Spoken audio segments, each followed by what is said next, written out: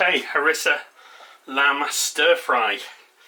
I've done dishes with harissa before, and there's a recipe for my harissa with paste which will come up towards the end of the video, or it'll be down in the description below.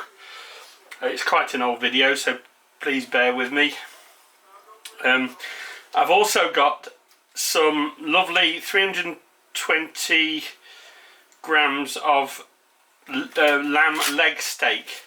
You can use beef, you can use game, you can use lamb if you can get your hands on it, but it's more about how we cut it up and how we process it that makes the difference here.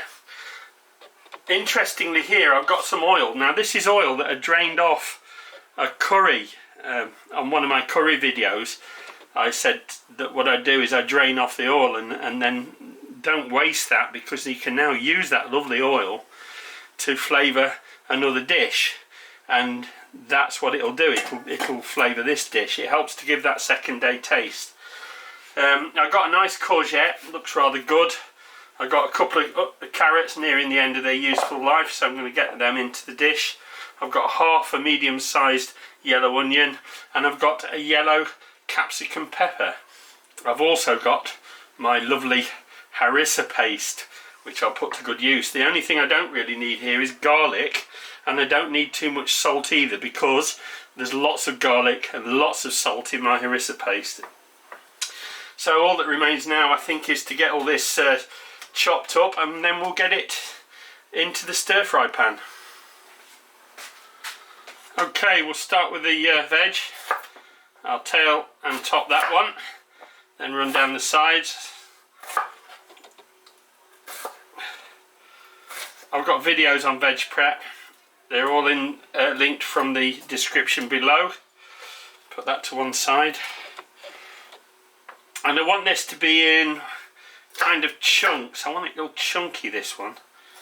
Let's go that direction.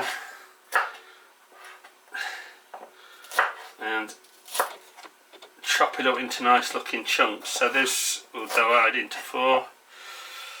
That will divide into 4. And that around about the same. That's a bit big. So about like that. So 3/4 to 1 inch squares. Don't get too worried about the shape. These can just go, the carrots can just go like that.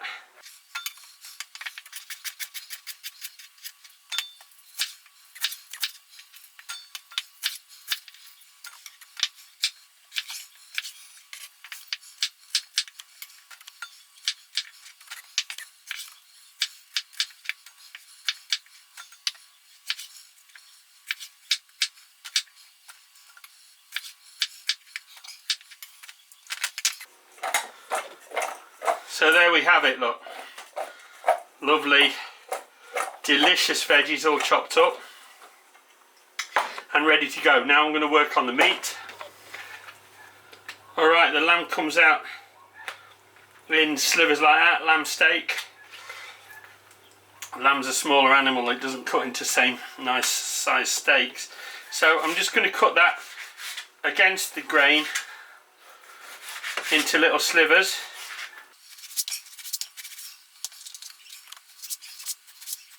If you find any really stubborn bits of gristle, just cut them away. This is really good quality lamb, it's British lamb.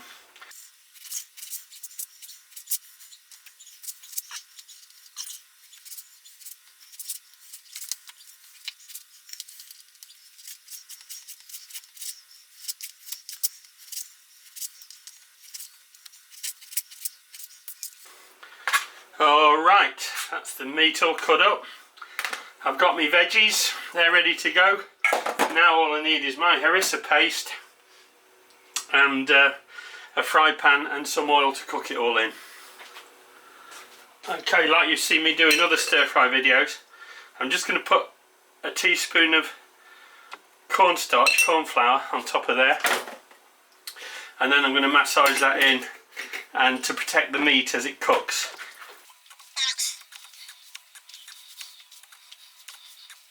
Don't need to season the lamb at this point because it will get plenty of seasoning when the harissa paste gets involved.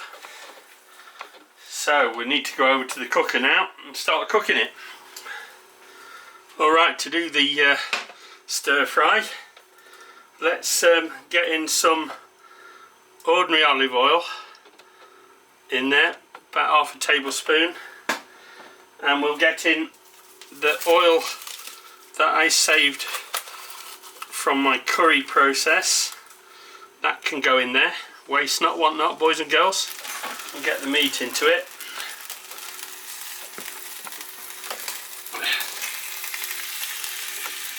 I love those boards for that reason. You can just pick them up and move stuff about. That's it.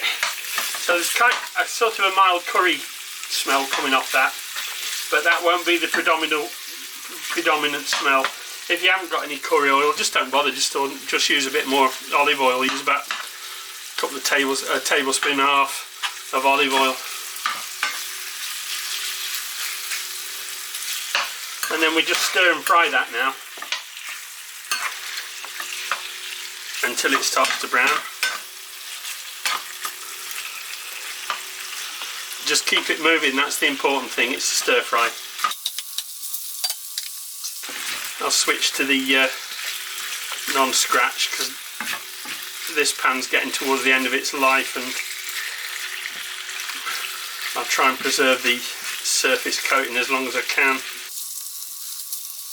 Because, like many of you out there, I'm not exactly loaded with money at the moment, so we have to make do and mend.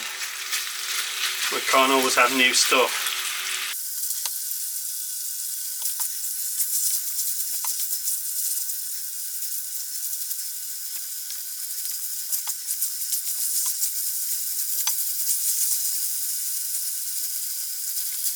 And you'll see, because the lamb is cooked in little slivers, it's really quick to do,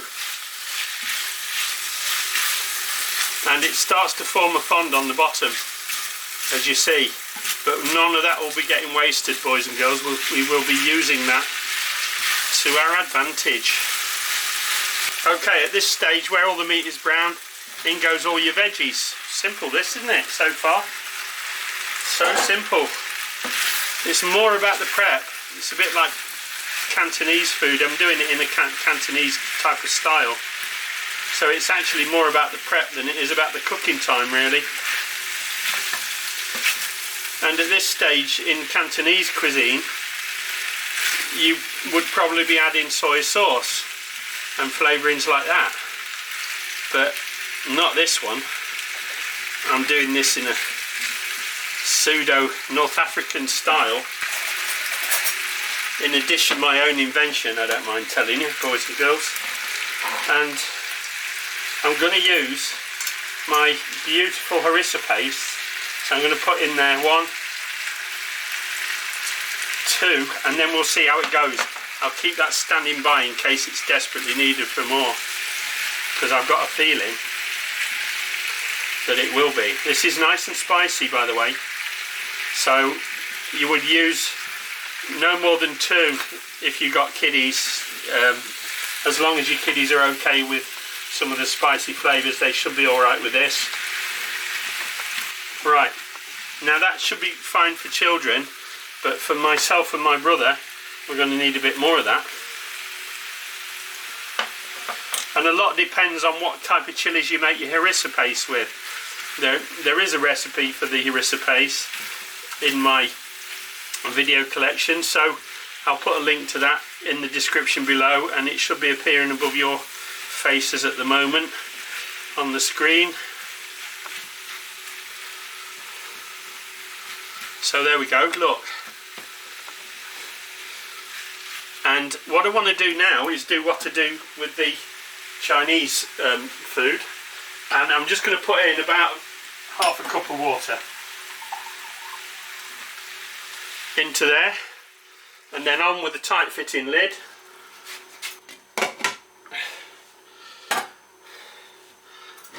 Let that fit properly and give it some time to steam.